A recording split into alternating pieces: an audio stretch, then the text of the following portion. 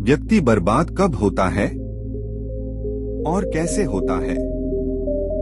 नमस्कार दोस्तों, इस ज्ञान से भरी कहानी में आप सभी का स्वागत है।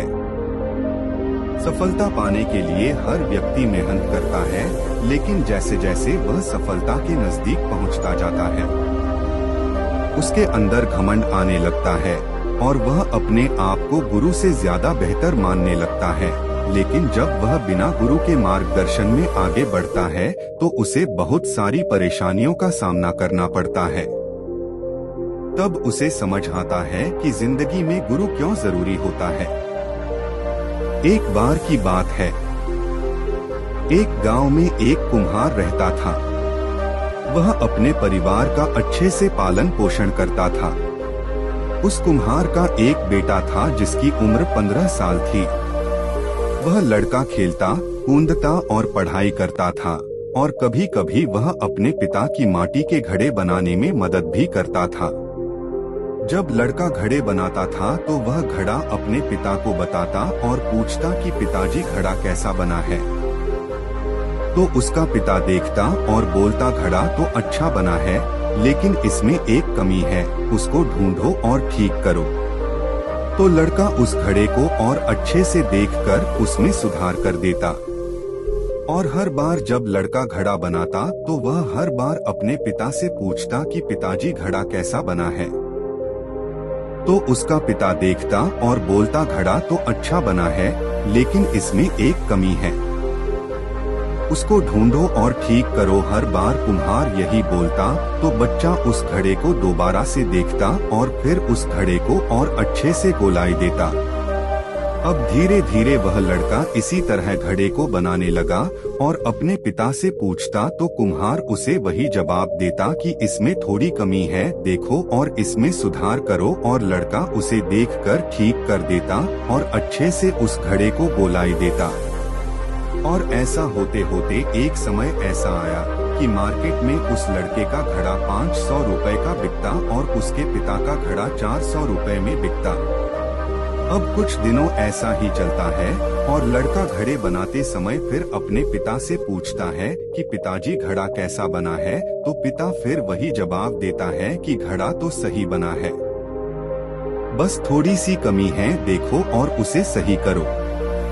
जैसे ही पिता ने ये बात बोली तो वह लड़का अपने पिता से बोलता है कि आप हमेशा यही बोलते हो, आपको कुछ नहीं पता, मेरा घड़ा मार्केट में 500 का बिकता है और आपका 400 का मेरा घड़ा अच्छा बना है, आप हमेशा कमी निकालते हो। तो पिता चुप हो जाता है और फिर बोलता है कि ठीक है बेटा, तुझे जैसा अच्छा लगे बना।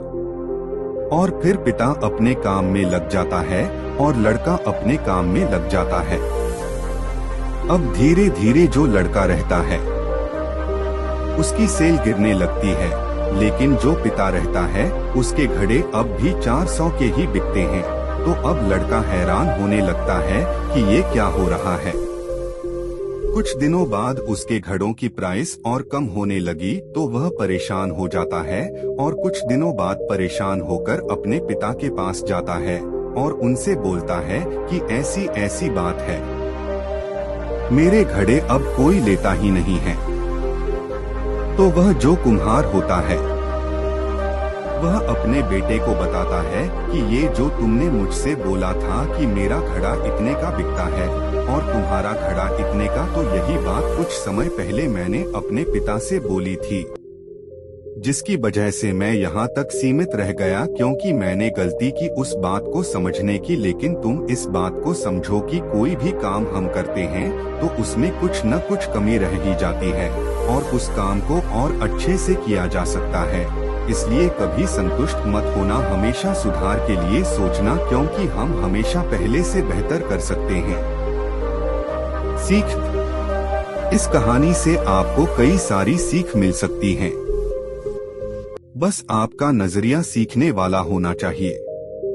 एक, हमारा जो गुरु होता है वह हमेशा आगे बढ़ाने का प्रयास करता है और जो गुरु बोले उस बात को मानकर काम करना चाहिए बिना प्रश्न पूछे। लेकिन गुरु भी सोच समझकर बनाना चाहिए। हमें कभी भी अपने आप में संतुष्ट नहीं होना चाहिए। उसको और अच्छा कैसे कर सकते हैं, इस पर ध्यान और लगन से काम करना चाहिए। 3 किसी भी काम में कभी भी हमें घमंड नहीं करना चाहिए, क्योंकि जब घमंड आता है तो हमारे सोचने समझने की शक्ति को खत्म कर देता है।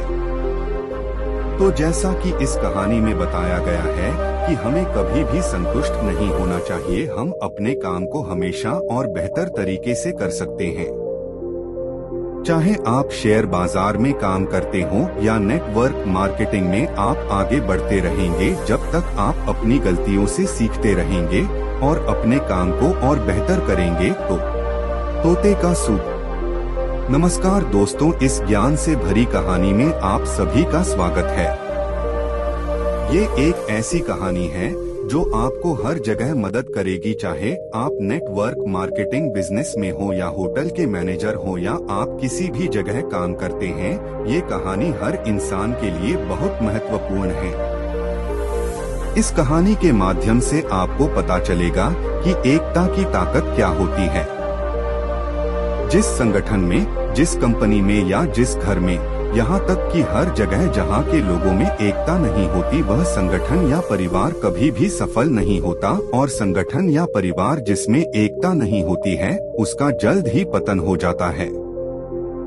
जिस तरह खाने में नमक की आवश्यकता होती है, उसी तरह किसी भी संगठन में एकता का होना जरूरी है। एकता कारण संगठन सफलता की ऊंचाइयों तक पहुंच सकता है। भारत के लोग बड़े ही शौकीन होते हैं, और ये बात सिर्फ अभी की नहीं, जब राजा महाराजाओं का समय था तब से ही राजा महाराजाओं के शौक के बड़े चर्चे होते हैं। राजा महाराजाओं को जानवर पालने का बहुत शौक रहता था, और आज भी लोगों को पालतू जानवर पालने का बहुत शौक होता है। एक व्यक्ति था जिसका नाम था धन्ना सेठ।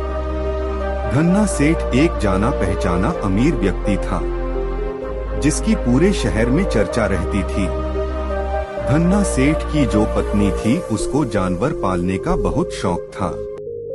उसके पास तोता, मुर्गा और बकरा पले हुए थे। क्योंकि धन्ना सेठ जब अपनी दुकान पर जाता तो सेठानी तोते को खिलाती और अपना मनोरंजन करती।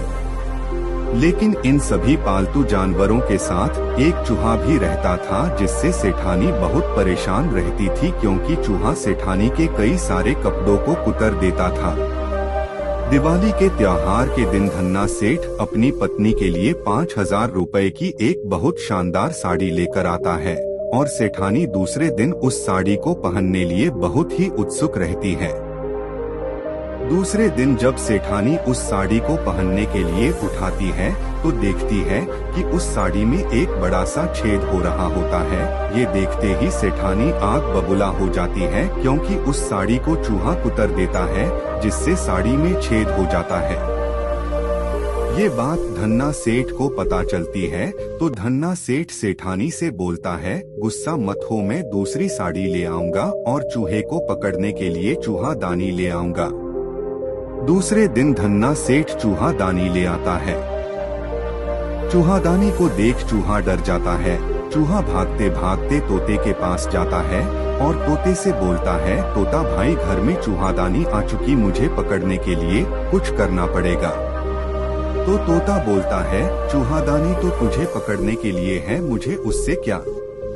और तोता उसकी मदद नहीं करता। चूहा भागते भागते मुर्गे के पास जाता है और मुर्गे से बोलता है, मुर्गा भाई घर में चूहादानी आ चुकी, मुझे पकड़ने के लिए कुछ करना पड़ेगा। तो मुर्गा बोलता है, चूहादानी तो तुझे पकड़ने के लिए है, मुझे उससे क्या। और मुर्गा भी उसकी मदद नहीं करता। फिर चूहा बकरे के पास जाता है और उससे भी यही बोलता, पर बकरा भी चूहे की मदद नहीं करता।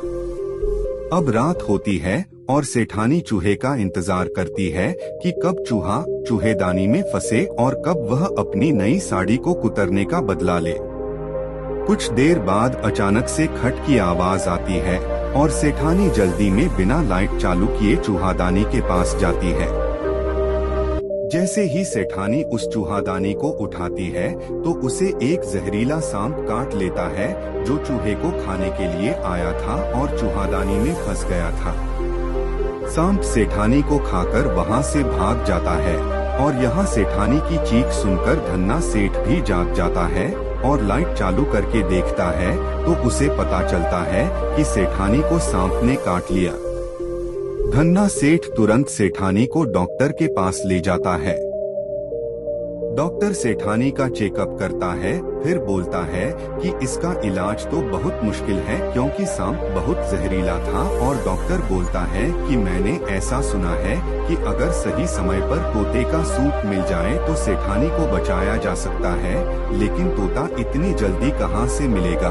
तो धन्ना सेठ बोलता है कि हमारे घर में ही तोता है और फिर उस तोते का सूप बनाकर सेठानी को पिलाया जाता है और वो चूहा देख रहा था। फिर जब सेठानी थोड़ी ठीक हुई तो रिश्तेदार मिलने आए तो धन्ना सेठ सेठानी की खुशी में घर पर छोटी सी दावत देता है और दावत में अब कढ़ाई पर चढ़ने की बारी मुर्गे की थी और मुर्गे का चिकन बनाकर रिश्तेदारों को परोसा जाता है और वो चूहा देख रहा होता है और बोलता है, अगर मेरी बात मान ली होती तो ये सब नहीं होता।